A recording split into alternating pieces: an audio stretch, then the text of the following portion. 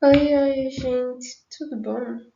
Bom dia, boa tarde ou boa noite, dependendo do momento que vocês estiverem assistindo. Bem, pelo título vocês já devem saber, mas ressaltando mesmo assim, a hora de hoje vai ser sobre os critérios para aromaticidade de e hidrocarbonetos aromáticos. Pois bem, esse vídeo está sendo feito para a matéria de Introdução à Química Orgânica 2, a qual estou iniciando esse semestre. É um primeiro vídeo de uma série de 3 vídeos sobre Química Orgânica 2 também. Bem, começando falando sobre os critérios para a aromaticidade. Para o composto ser aromático, tem certas premissas que ele deve obrigatoriamente seguir, como são exemplificadas nessas 4. A primeira, e também a que eu imagino que seja mais conhecida, é que eles devem ser cíclicos obrigatoriamente. A segunda, eles devem ser insaturados. Na verdade não vou explicar cada uma dessas coisas, né? O composto, ele é cíclico justamente quando ele tem formato de círculo. Não precisa ser um círculo exato. Por exemplo, isso aqui é um hexágono, correto? Mas ele é fechado. E quando nós estamos falando sobre compostos químicos, não precisa atender à geometria certinho de não, para ser um círculo tem que ser os tracinhos têm que ser os menores possíveis para ficar o mais perfeito possível, não. Quando a gente fala cíclico, em questão de aromaticidade, a gente quer dizer o que o sistema tem que estar fechado, tem que fazer um ciclo. Ele termina e ao mesmo tempo ele começa. Ou seja, ele não pode ser reto, ele tem que fazer a volta. Pois bem, insaturados. Insaturações são ligações pi, ou seja, não tem só um traçadinho, tem 2, como vocês podem ter. Esse segundo é a insaturação. E todos os carbonos, esse composto cíclico, eles devem ser insaturados. Pois bem, às vezes nem necessariamente tendo um segundo tracinho, mas por outras maneiras, ele deve ser insaturado. Ele não pode simplesmente ter ligações simples, sabe? Pois bem. Desculpa eu fungado, eu tô com uma crise de rinite horrível. Pois é, menino. Enfim, eles devem ser completamente conjugados, ou seja, eles devem estar emparelhados, como mostra essa imagem aqui, as nuvens eletrônicas dele devem estar emparelhadas, em pares. Bem, e também devem ser bastante estáveis a energia de estabilização por ressonância. A ressonância nesse composto vai acontecer sem parar, sem estribeiras. Tanto que o hexano também pode ser concedido como esse hexágono com um círculo dentro, que representa a ionização que sempre vai passando essa ligação pi, esses segundos tracinhos, por todo o benzeno, sempre vai rotativando, e isso dá uma estabilização para esses compostos. Pois bem, pondo isso em prática, eu trouxe alguns compostos químicos aqui para a gente julgar. Quais são aromáticos, quais não? Deixei os critérios ali em cima para dar uma ajudada. Aí, se vocês quiserem, vocês pausam o vídeo para tentar julgar eles sozinhos, de acordo com os critérios acima, e depois voltam aqui. Pronto, ok? Vamos partir para a resolução. Bem, o primeiro, vamos analisar se ele é aromático ou não. Ele não é cíclico, como nós podemos ver analisando a cadeia carbônica. Vou pegar o tricô para ficar um pouco melhor a visualização. Ela não forma um ciclo. Então, isso diz respeito já ao primeiro princípio que a gente colocou. Então, não é. Ok, o segundo, se vocês verem, tem várias ligações que não tem um segundo par de elétrons. Nem aqui, nem aqui.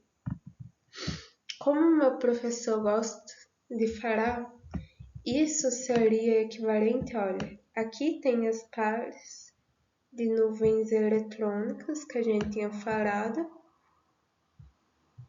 estão conjugadas, né?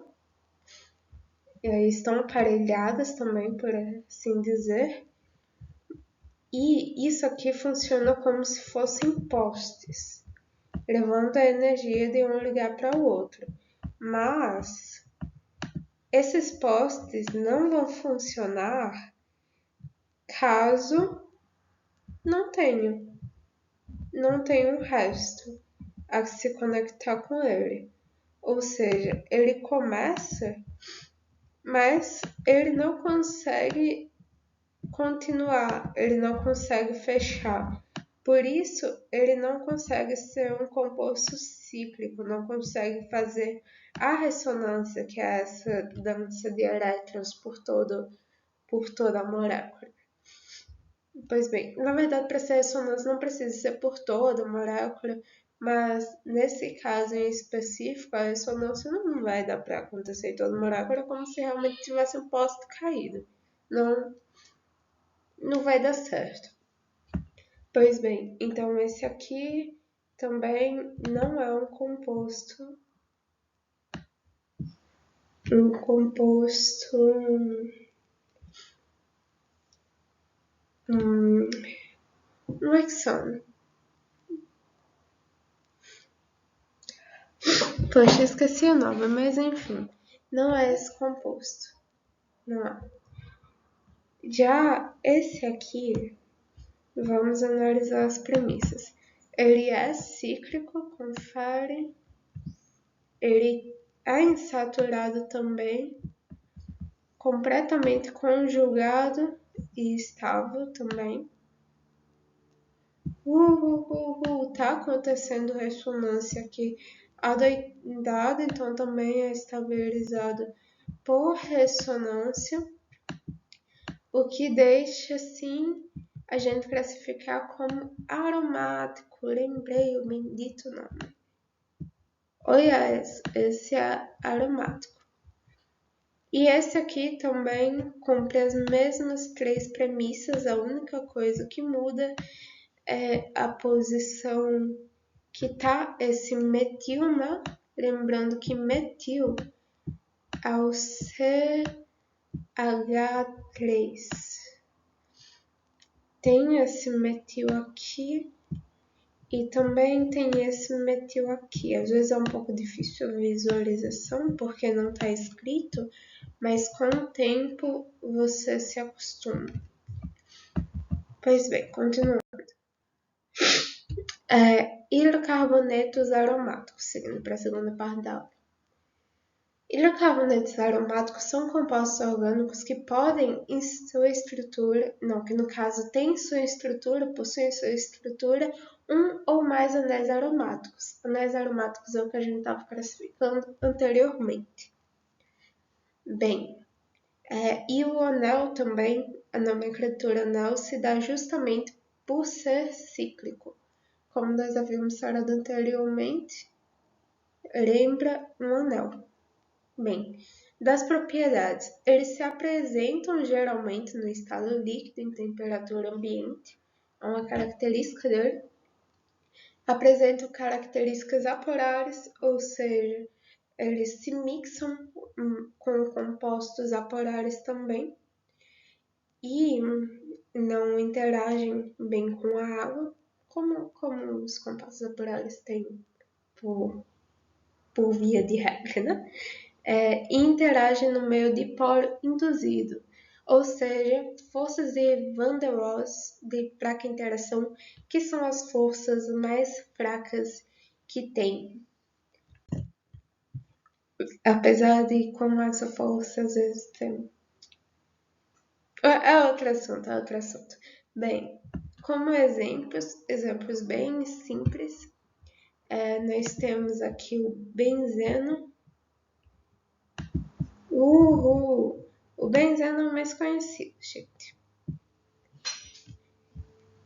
Tem o naftaleno, que são dois anéis aromáticos juntos, o antraceno, o fenantreno, que tem, na verdade, mais uma mudança em sua estrutura, né? Não exatamente na quantidade de componentes, que é igual ao antraceno, mas por ter essa formatação diferente, ele também possui propriedades diferentes, é algo muito comum na química, tanto que essa matéria de Química Orgânica 2 e de Química Orgânica 1, que eu tive no caso anteriormente, servem justamente para o estudo dessas variações que podem acontecer, mesmo tendo só um composto, ele pode se transmutar em outro muito facilmente. Tem o pireno, o perereno, o coroneno, tem vários. Pois bem, agora vamos para a parte do pondo em prática, que nós vamos testar os conhecimentos não só sobre essa área, mas também gerais sobre compostos orgânicos. Bem, considere a série de compostos aromáticos indicados em 1 a 6. São nomeados utilizados o prefixo met e par, respectivamente, as substâncias do par. Vamos lá. Primeiro, para essa questão, é interessante, né, eu demonstrar quais são as posições orto, met e par. Geralmente, vocês devem estar acostumados, né, com os compostos sendo numerados. Mas no anel aromático, por vezes, essa numeração não faz muito sentido, porque, por exemplo, botando na posição 1, 2, 3, colocando na posição 3 ou na posição 5 daria a mesma coisa, porque você gira o composto, vai ver tá no mesmo lugar, praticamente, na prática, né? Então, por conta disso, para facilitar a nossa vida, não? É convencionado que essas posições próximas à par de cima, né? Vou botar um grupo metil aqui, só para a gente ter um norte. CH3. É convencionado que essa primeira durada será terá sua posição orto. A posição após é a meta e a contrária é a para. E o composto poderia estar de ponta cabeça, CH3 embaixo. E que essa conformação iria mudar completamente, ou seja, se o CH3 estivesse aqui embaixo, as regras continuam sendo seguidas. O orto fica nas laterais, um metro depois,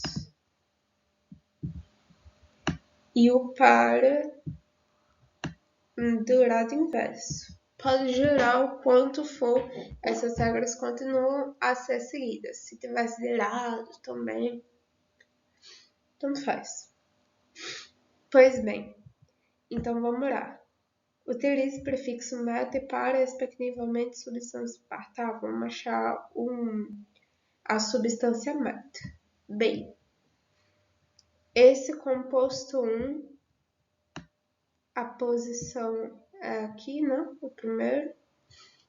CH3 também podia ser aqui, tanto faz. Mas vamos botar isso aqui. A dourado é a orto. E a gente tá procurando a metro. Já não há... Uma metro e uma para, né? Já não há nenhuma das duas. Dá já para cortar. E sim, só mostrando que ao contrário também funcionaria. Se esse fosse um, esse daqui seria a orto.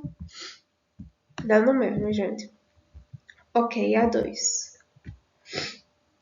Vamos botar aqui. Orto. Vamos botar isso aqui como nosso ponto de apoio, saber qual a parte de cima. Aqui é a orto, metal. Pois bem, já achamos um. A metal 2. Vamos ver se a gente consegue achar uma para. Tá. Vamos analisar o composto 4. Aqui, parte de cima, orto, metal, para. Pronto. Então a resposta fica 2 e 4. Gabarito, letra B. Vamos continuar, gente. Questão 2. O benzeno é um hidrocarboneto aromático líquido muito usado na indústria como solvente e como matéria-prima básica na produção de diversos compostos orgânicos importantes. Atualmente, quase todo o benzeno produzido no mundo vem da indústria petroquímica, como a gente tinha falado, né? Tá legal ressaltar aqui. Hidrocarboneto líquido, que é como ele costuma se demonstrar na temperatura ambiente, né? Pois bem, um dos processamentos químicos que contribui para a produção industrial do benzeno é denominado reforma catálica. Na última etapa desse processo, depois que os produtos aromáticos da reação são separados da mistura reacional por extração, obtém-se uma mistura líquida de aspecto homogêneo que contém o benzeno. Nesse ponto, o benzeno é separado dos demais produtos aromáticos por... Então vamos lá, gente. Filtração. Não dá para separar um composto químico. Faça assim. Talvez tivesse misturado com pedras.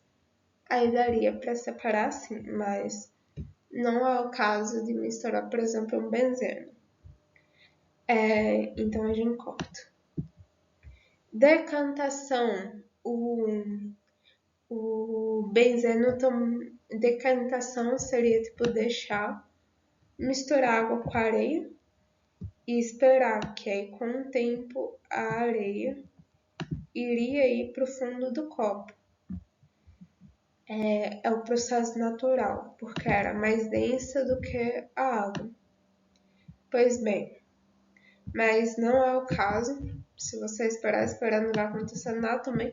Separação magnética também não precisa ter um composto magnético no mínimo, né? Para separação magnética, que não tem na questão. Dissolução fracionada, também não. Os dois estão dissolvidos já, né? Tá no composto líquido. Então não teria como, por exemplo, ter dois compostos sólidos e você dissolver só um, sabe? Fazendo dissolução fracionada. Não teria como. Como, por exemplo, se tivesse um composto sólido aporar e um porá, talvez misturando com água desse para fazer uma dispersão fracionada, né? Mas não é o caso. Aí sobra, não tem mais nem graça responder, né? Quer dizer, eu estava falando de solução, perdão se eu falei destilação na letra anterior sem querer. Mas enfim, a destilação fracionada agora é o que restou, tem mais nem graça, né? Vai ter que marcar essa.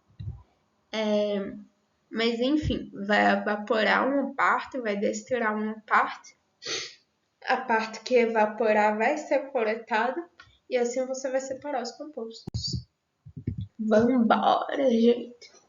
Última questão. Considere o seguinte composto. Sua nomenclatura correta. Vamos lá. Agora tem aqui, né, o M de meta, O de orto, mas no caso, para nomenclatura, nós usamos realmente a numeração tradicional, né, que a gente também vê em compostos retilíneos, que não são cíclicos, né, não tem o formato de anel, nem algo parecido fechado, não? Por exemplo, triângulo, não tem. Bem, enfim, é aqui em cima, e como a gente vê, no 1 e no 2 tem metil, que é um conjunto CH3, né? Então tem aqui o 2 de metil, e aqui na posição 3 temos um grupo propil, que é formado por dois CH3, não, por dois CH2 e um CH3, né? Nessa conformação. Quer dizer, não exatamente tem que ser retilíneo, mas enfim, desse jeito, 2 CH2 e um CH3. Então aqui é o 3 propil e benzeno no final, porque tem um ciclo benzeno, eles estão todos apoiados no ciclo benzeno. Essa foi a última. Bem, essa foi a última questão. Parabéns para você que acertou. Se você não acertou, também não tem problema. Eu mesmo erro o tempo todo e eu sei que eu vou morrer depois de muito estudar sem saber nem uma fraçãozinha miserável das coisas que existem, mas isso não me desanima, porque, bem, não vamos ir tão longe no raciocínio. Muito obrigada por assistir, bons estudos para vocês, até o próximo vídeo, nos vemos por aí, beijinhos, beijinhos.